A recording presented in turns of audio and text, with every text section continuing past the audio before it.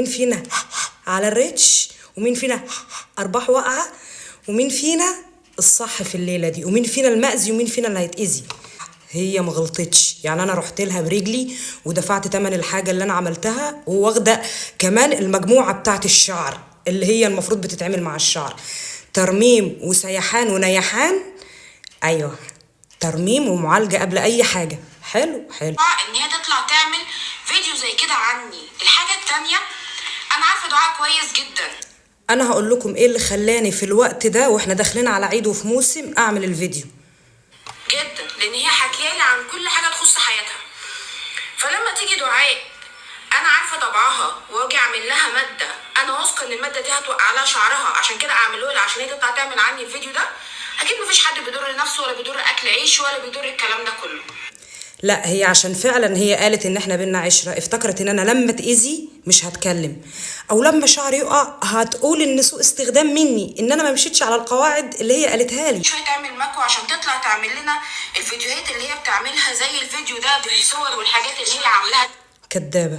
وطلعت وقلت للبنات الطريقه اللي بتخلي الشعر حرير حتى لو نعجه، والبنات في الكومنتات كلهم قالوا الطريقه دي متجربه.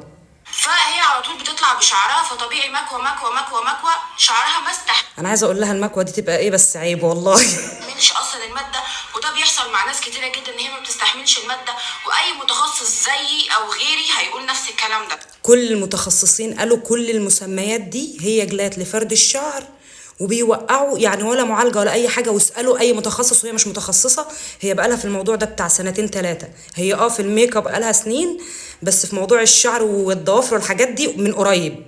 فما تحوريش يا اسيا، عيب عيب، احنا هنعرف بعض برضه بقالنا سنين. بس مش انت يا دعاء اللي هتقيميني، مش انت اللي انا مش طالعه اقيمها، قسما برب العزه ما طالعه اقيمها. انا بسمعكم الفيديو عشان اقول لكم ايه اللي خلاني اعمل الفيديو في الوقت ده. تقيمي شغل 10 سنين، واحده شقيانه وتعبانه وعارفه يعني ايه الجنيه بيجي منين. تمام، فمش انت اللي هتقيميني ولا هتقيمي شغلي. تمام.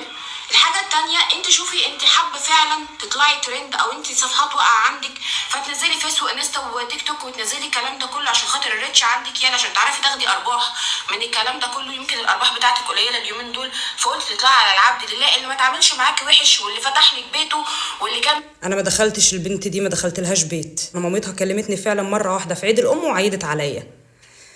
كنا مع بعض عيش وملح، ما طبيعي هكون انا في صالون بره وانت هتكوني بره بيتك، وهنجوع احنا الاثنين وهنطلب اكل من بره. لكن ولا طبختي له ولا عملتي له ولا سويتي له ولا تعبتي نفسك عشان تجيبي لي اكل. احنا الاثنين طالبين من المطاعم. اكلتني فطيره في اخر مره كنت بعمل فيها شعري ب 20-30 جنيه، 200 جنيه اديكي ثمنها حاضر. اما بالنسبه لان انا صفحاتي واقعه ويمكن